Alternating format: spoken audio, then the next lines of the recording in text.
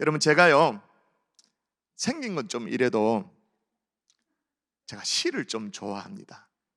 여러분 눈치를 채셨는지 모르겠습니다만은 오늘 또 안도현님의 간격이라는 시를 여러분에게 좀 소개하고 싶어요. 제가 시를 읽어볼게요. 제가 성우처럼 시를 잘 읽으면 얼마나 좋을까. 기도 제목이에요. 감동이 있을 터인데 목소리가 까지니까, 이게 까지니까 한번 잘 들어보십시오. 숲을 멀리서 바라보고 있을 때는 몰랐다. 나무가 모여 어깨와 어깨를 대고 숲을 이루는 줄 알았다. 나무와 나무 사이 넓거나 좁은 간격이 있다는 걸 생각하지 못했다.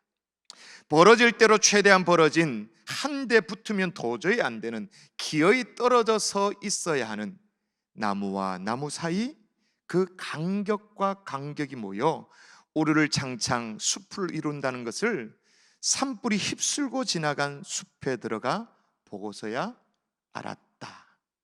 자, 오늘 시인은 뭘 얘기하죠? 숲을 이루는 나무들을 보니까 서로 뒤엉켜 있지 않더라는 거죠. 나무와 나무 사이에 간격이 있더라는 것입니다. 그 간격 사이로 햇볕이 들어오기도 하고 바람이 지나가기도 하고, 그래서 나무들은 제각기 간격을 두고서 있더라는 거예요. 그 간격과 간격이 모여서 울창한 숲이라는 것을 이룬다라고 시인은 그렇게 노래를 하고 있는 것입니다. 여러분, 제주도를 가보면요, 그 엉성해 보이는 바람 이렇게 숭숭숭 구멍 뚫린 돌담들이 있죠. 길을 가다 보면 어김없이 만나게 되는 돌담길이 있습니다. 요즘 뭐 올레로 유명합니다만은 그 유명한 산책길도 원래는 그 돌담을 따라 가지고 큰 돌담길에서 집 입구까지 이어지는 동네에 들어가는 그 길, 그게 제주말이 원래는 올레길이었는데 그게 이제 관광 상품화 되어져서 올레길 1번, 2번 번호가 매겨져 있는 거지 않습니까? 근데 참 신기한 것은 뭐냐면 제주도가 삼다도 아닙니까? 삼다도.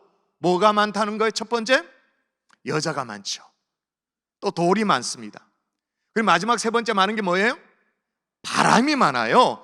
그렇게 바람이 센데 말이에요, 태풍이 올라오면 언제나 뉴스에 바라보면 이런 게 있잖아요. 제주도에 상륙했습니다. 지금 제주도 뭐 서귀포항 뭐 어쩌고저쩌고 그렇게 앵커가 나와서 얘기를 하지 않습니까? 그런데 그렇게 거센 바람에도 돌담이 무너지지 않아. 희한하잖아요.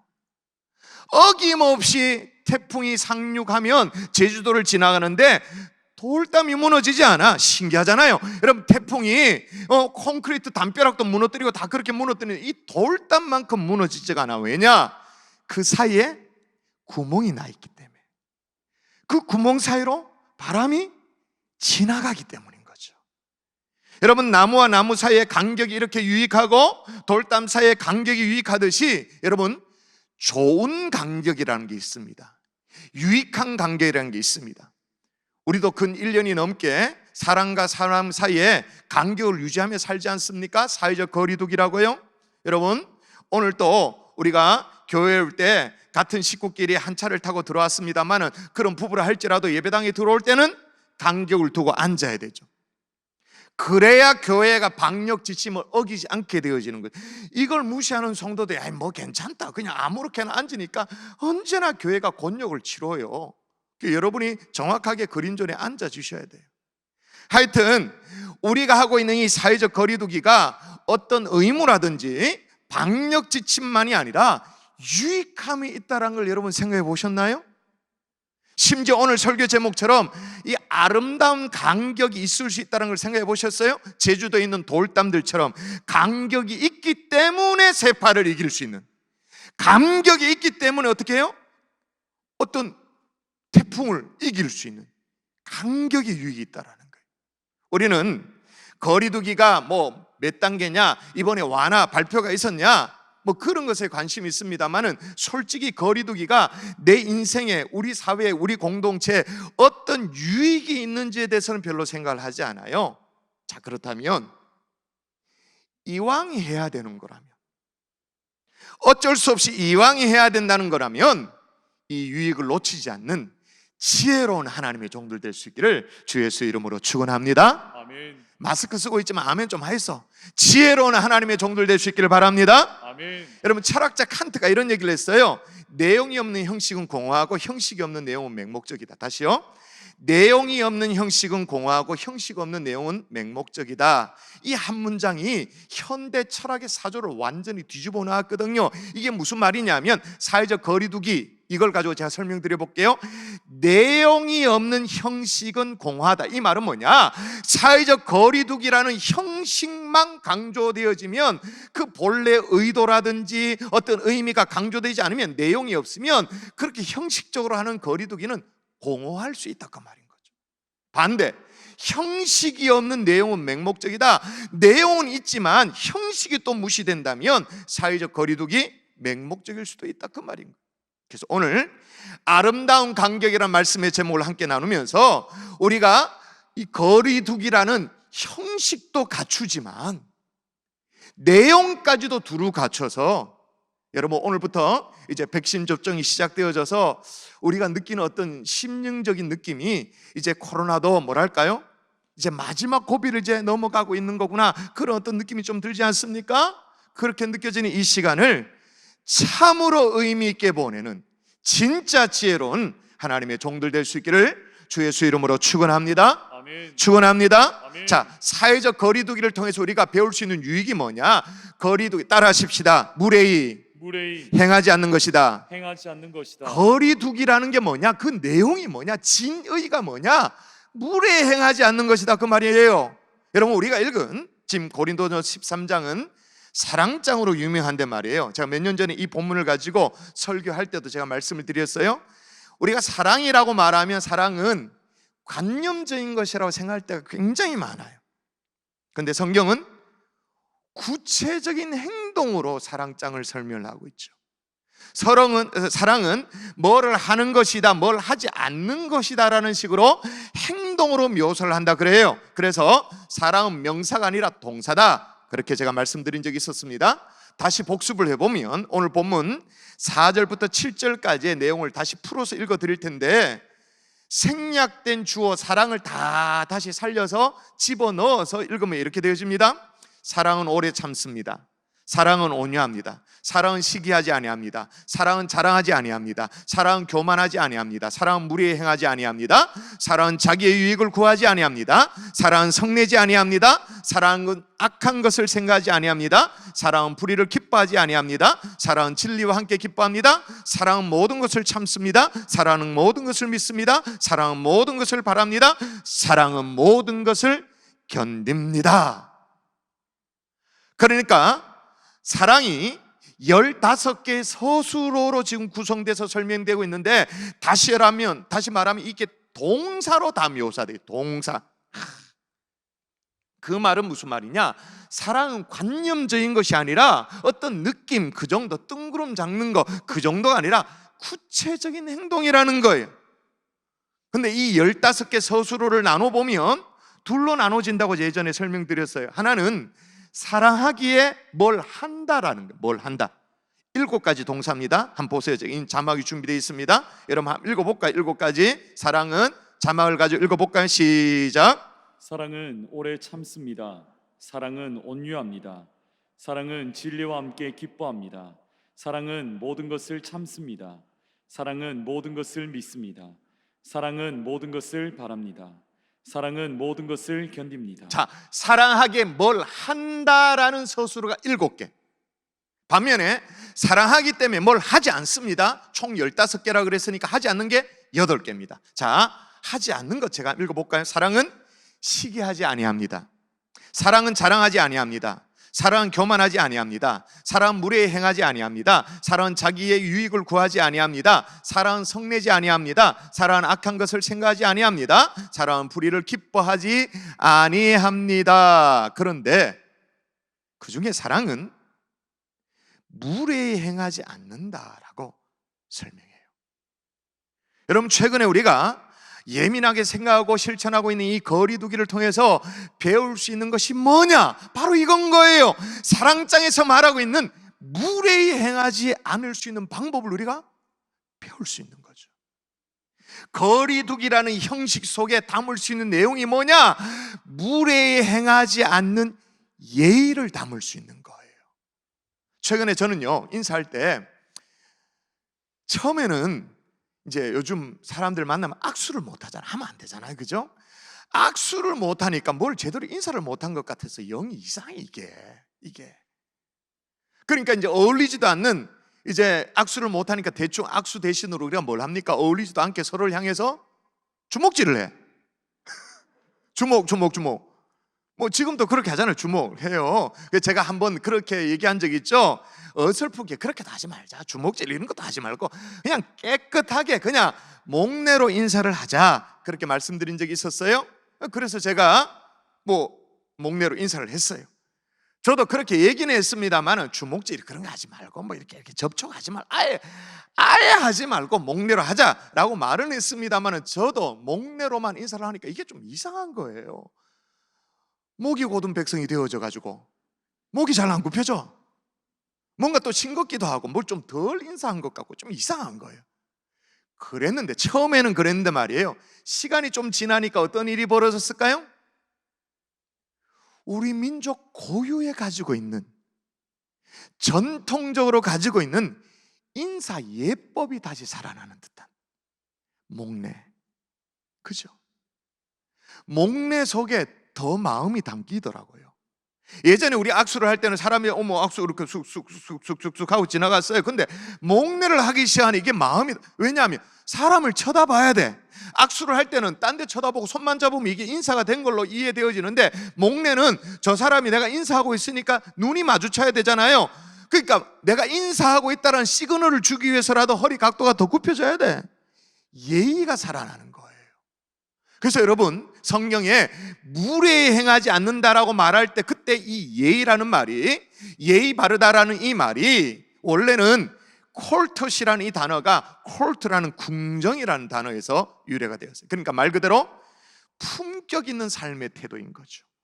기품이 있는, 신사적인, 말 그대로 예의를 갖춘 그런 행위가 다시 살아나게 되어지더라고요. 벌써 좀 세월이 지난 얘기입니다만은 제가 이제 유학을 마치고 2006년에 한국에 다시 들어왔습니다. 그때 일이에요. 그때까지만 해도 저희 집에 해강이 우리미가 이제 어린 유치원생 애를 데리고 이제 들어와서 서울에서 사역을 할 때였어요. 서울에서는 지하철을 이런 거 안 타면 어디 움직일 수가 없잖아요. 아이를 데리고 이제 지하철을 타는데 말이에요. 그때까지만 해도 나름 그래도 이 두 아이가 미국에 있었던 동네 유치원이지만 유치원 교육을 받고 이제 온 상황이, 킨더가든이라고 그러죠.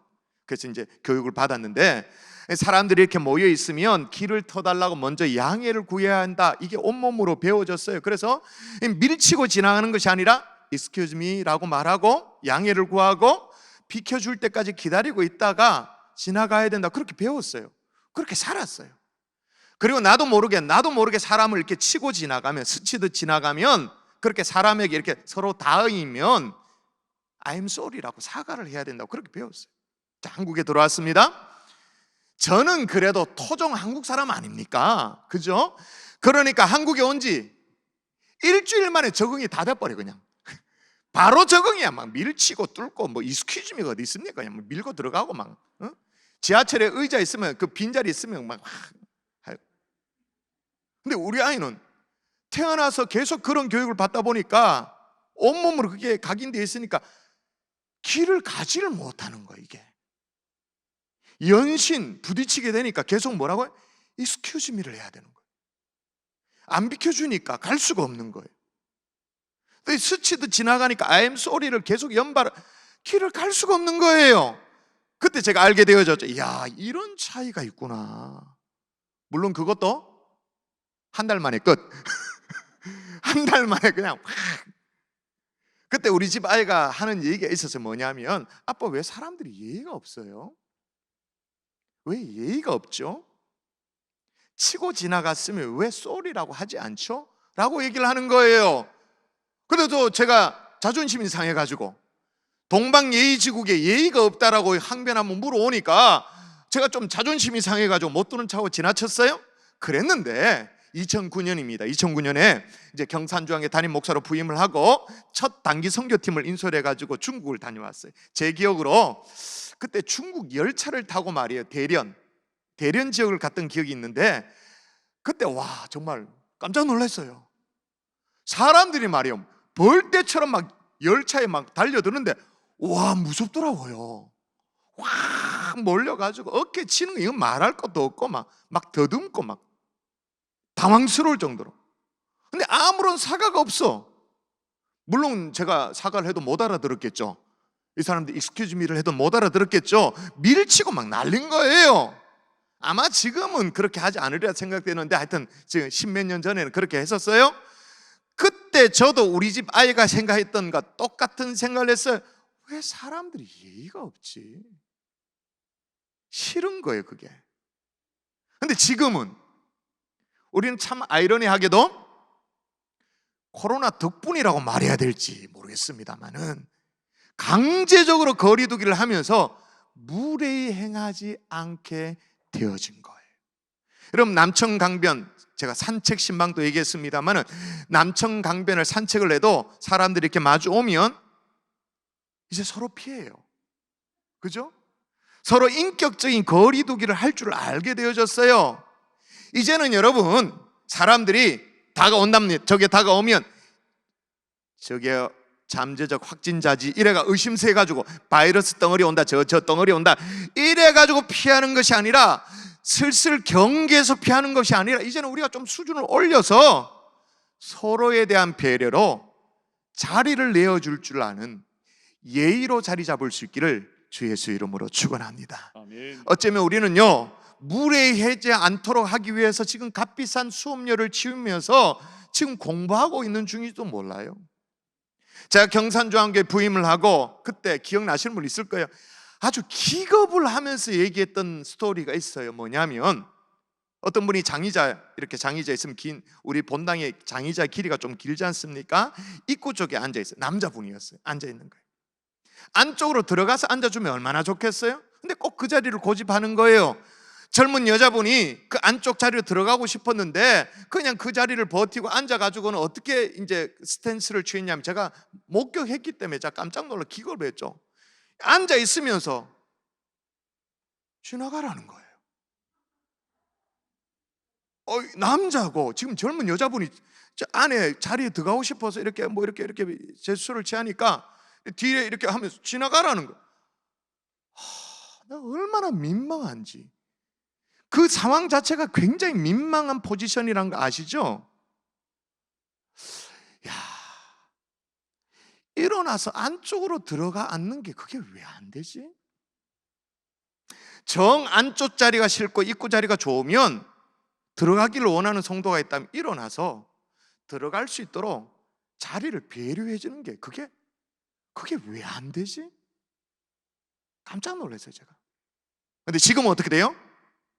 강제적으로 그린존에 앉아야 돼. 제가 지금 무슨 말씀을 드리고 있나요?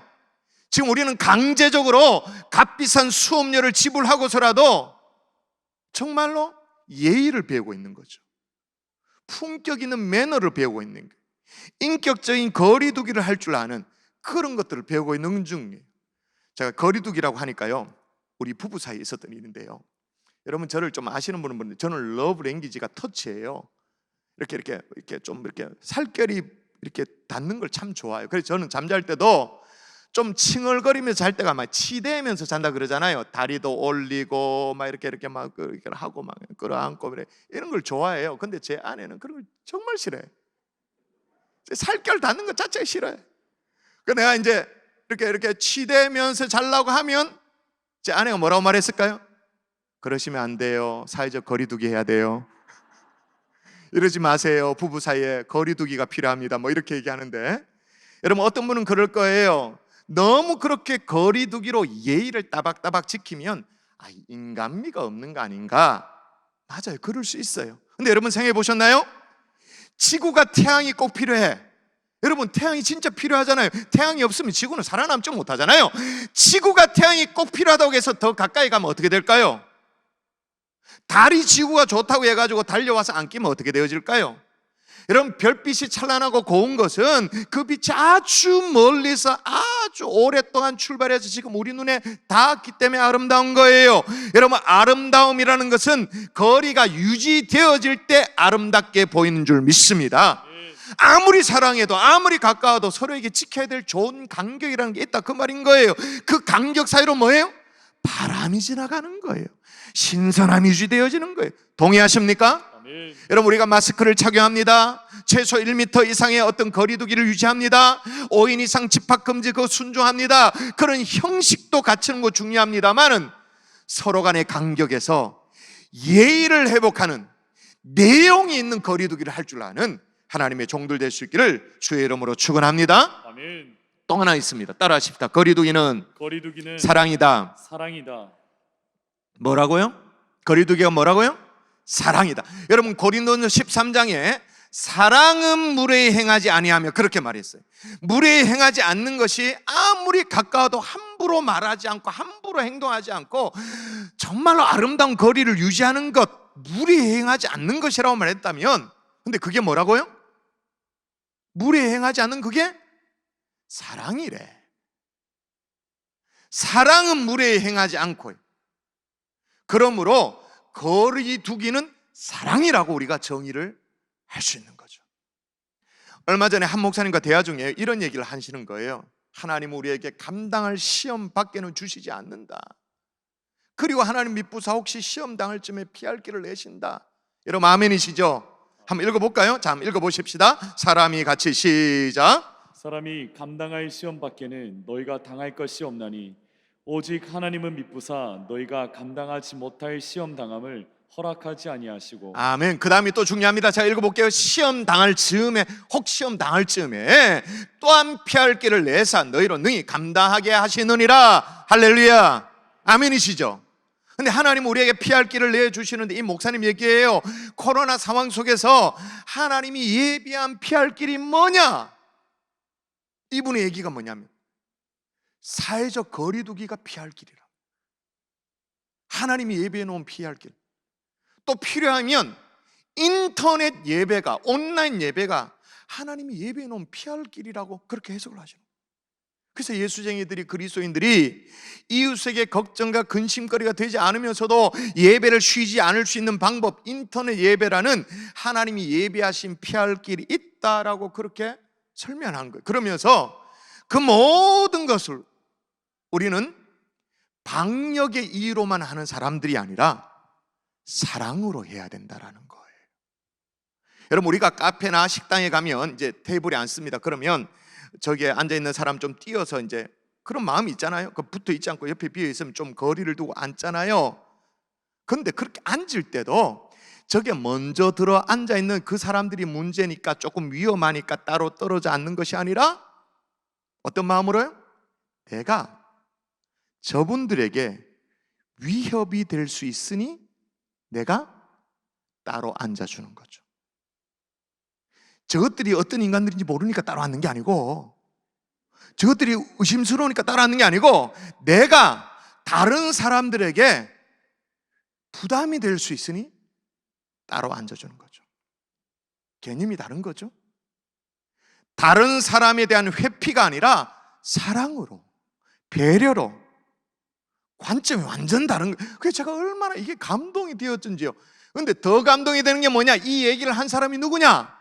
옆에 대상교회 김호길 목사님. 담임 목사 천연병입니다만 얼마나 정확하게 해석을 해놓는지 단호했어요. 이분이 진짜 단호했어요. 목사님, 우리가 이웃들에게 걱정과 염려거리가 되면 안 되는 거 아닙니까?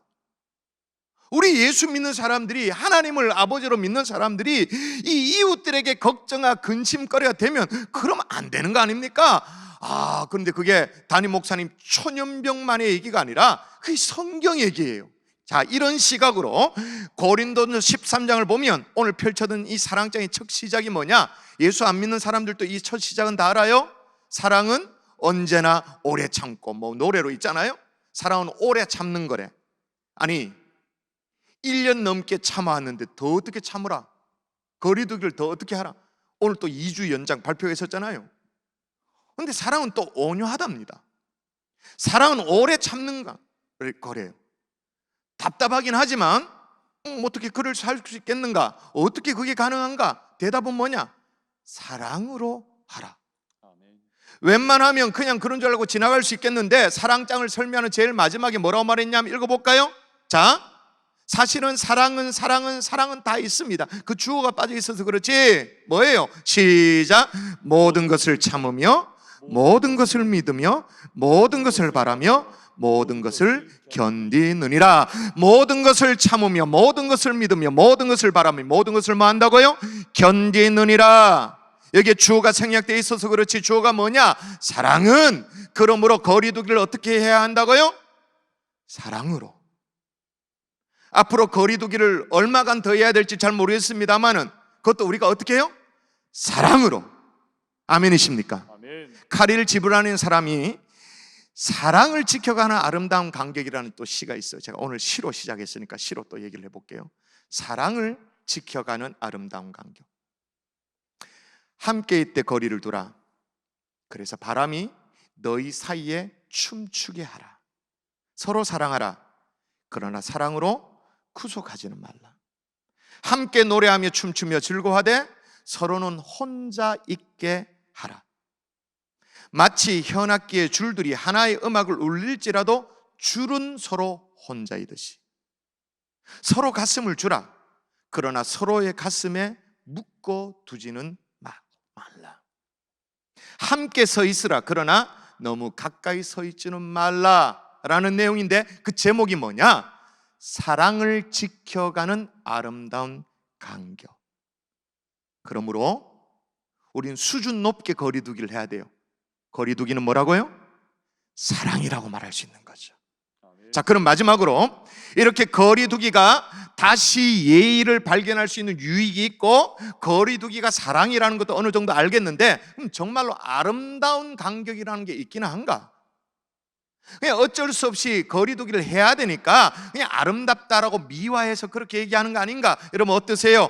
아름다운 간격이 실제로 존재하나요? 따라 하십시다. 아름다운 간격이 있다. 예를 들어 볼게요. 여러분의 종소리 같은 것도 간격이 있으면 아름다워져. 그런데 이게 막 소음이지. 근데 이 종소리도 리듬을 타면 이게 음악이 되어져요. 아름다운 간격이죠. 새들이 웁니다. 소쩍새가 웁니다. 소쩍새가 노래할 때 소와 쩍이 간격을 길게 하면 할수록 애달픈 느낌이 들어요. 아름다운 간격이죠. 여러분 서양화와 동양화가 차이가 있는데 서양화는 빗면을 두지 않습니다. 빗면을 배경을 다 색칠을 해야 됩니다. 다 채워 넣어야 됩니다. 그게 서양화입니다. 그러나 동양화는 어떻게 돼요? 여백의 미가 있어요. 흰 여백을 그냥 둬요. 간격을 그냥 둬요. 그 동양화의 매화 꽃잎 하나하나가 흐드러지는 것이 그렇게 빛나게 느껴지는 이유. 난초 하나가 쫙 있는데 그 획의 느낌이 느껴지는 이유가 뭐냐? 그냥 빈 여백의 간격을 뒀기 때문에 그런 거예요. 아름다운 간격이라는 게 존재해요. 같이 뭉쳐 있을 때는 알지 못했던 따로 떼어져 있을 때 알 수 있는 그런 게 있어요. 그런데 물리적인 간격 외에도 영적으로도 아름다운 간격이 있다고 말이에요. 여러분 오는 주일부터 해서 야곱의 일생을 살피게 되어질 터인데 야곱이 아버지 집을 떠나게 되어집니다. 물론 자기가 잘못해가지고 그렇게 떠나게 되어집니다. 그래서 부엘세바를 떠나서 하란으로 가게 되어지는데 그런 와중에 베델에서 돌베개를 베고 잡니다. 쫓겨나가지고는 아버지 집과는 멀리 떨어진 곳이에요. 그리고 자기 자신을 그렇게 아껴주던 어머니 품에서는 정말 많이 떨어진 곳이죠. 그 베델에서 돌베개를 베고 누워서 누구 생활했을까요? 가족들 생활했겠지 당연히. 분명히 후회도 했을 거예요. 근데 저는 그런 생각들 끝자락에 하나님을 생각했다 그렇게 생각해요. 왜냐하면 그 다음에 보면 이런 대목이 있어요. 밤중에 뭘 봤다고 말하냐면 한번 읽어볼까요? 이 돌베개를 베고자 하는 야곱이 본 거예요. 또 본즉 시작. 또 본즉 여호와께서 그 위에 서서 이르시되 나는 여호와니 너의 조부 아브라함의 하나님이요 이삭의 하나님이라. 아멘. 저는 야곱이 하나님을 생각했기 때문에 하나님이 이렇게 보여주셨다 그렇게 믿어요. 피로 부모와는 떨어져 있습니다마는 그 간격은 아름다운 이 간격이 되어져서 누구를 생각하도록 만들었냐면 누구와 더 가깝게 되도록 만들었냐면 하나님인 거야. 하나님. 그래서 군 입대를 앞두고 이제 오는 젊은이들 저한테 인사 오잖아요. 또 부모가 애를 데리고 오잖아요. 그러면 반드시 하는 제가 기도가 있어요. 어떤 기도예요? 부모의 눈길에서 멀어져 떨어지죠 있지만 부모의 눈길에선 멀리 떨어지지만 하나님과 더 가까워지는 군생활이 되게 하여 주시옵소서. 부모의 눈길이 머물 수는 없지만 하나님의 눈길이 머무는 군생활이 되게 하여 주시옵소서. 이건 아름다운 간격이에요. 영적인 간격이에요. 의미 있는 간격이죠. 부모님과 떨어졌지만. 뿐만 아니라 하나님이 야곱더러 뭐라고 말씀하시냐면 이렇게 말해요. 네가 누워있는 땅을 내가 너와 내 자손에게 주리니 내 자손이 땅의 티끌같이 되어 내가 서쪽과 동쪽과 북쪽과 남쪽으로 퍼져갈지며 땅의 모든 족속이 너와 내 자손으로 말미암아 복을 받으리라. 할렐루야. 엄청난 동서남북 막 엄청난 축복을 약속받게 되어져요. 야곱이 이때의 기억을 잊을 수가 없어. 너무나도 강렬해. 그래서 위기의 순간이 오면 언제나 다시 올라가자고. 어디로? 베델로 올라가자고. 근데 사실은 그 베델이 먼지 풀풀 날리는 광야예요. 고독한 자리였어요. 부모와도 떨어져 있는, 가족과도 홀로 떨어져 있는 그런. 근데 하나님과의 만남이 있었던 것이죠. 여러분, 아무쪼록 거리두기의 어떤 마지막 어떤 텀을 지금 보내고 있다고 해도 과언이 아닐 터인데, 사람과는 좀 거리를 두더라도 하나님과 더 가까워지는 아름다운 간격이 될 수 있기를 주 예수 이름으로 축원합니다. 아멘. 말씀의 결론 맺을게요. 과거에는 우리가 이런 얘기를 했습니다. 뭉치면 살고 흩어지면 죽는다. 그렇게 외치던 시절이 있었어요. 과거에는. 그런데 지금 어떻게 해요? 뭉치면 죽고 흩어지면 살아요. 그렇게 됐어요. 그러나 흩어져 거리를 두며 살더라도 방역 지침을 따르는 형식도 잘 갖추지만, 마스크 이런 거 잘 갖추지만 그 메시지를 놓치면 안 된단 말이에요. 메시지를. 이왕 거리두기를 할 바에 해야 하는 거리두기라면 무례히 행하지 않는 그리스도인으로 성숙되질 수 있기를 주의 이름으로 축원합니다. 아멘. 원래 사역 주제가 변화와 성숙이잖아요. 성숙되어지는 거예요. 이번 기회에 정말 품격을 갖추는 하나님의 사람으로, 그리고 사람과는 거리를 두지만 하나님과 더 깊이 만나는 이 아름다운 간격을 유지하는 하나님의 종들 될 수 있기를 주 예수 이름으로 축원합니다. 근데 만일 여러분이 이 유익을 놓쳐버리면 어떻게 될까요? 여러분 몇 년 살 수 있을까요? 한 80년 살겠어요? 인신 써가지고 100년 산다 칩시다. 100년 사십시오. 100년 100년 삽니다.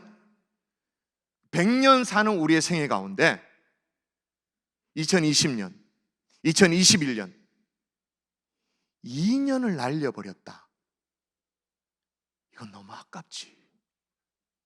계속 짜증내고 스트레스 받고 마음에 눌려있고 2년을 잃어버렸다. 내 생애 가운데 다시 돌아오지 않는 우리 생애 가운데 2년을 잃어버렸다. 그냥 꼽다시 내줬다. 너무 아깝죠. 여러분, 거리두기의 형식도 지키지만 내용을 놓치지 않는, 그래서 내 인생의 소중한 시간을 빼앗겨버리지 않는 하나님의 종들 될 수 있기를 주 예수 이름으로 축원합니다.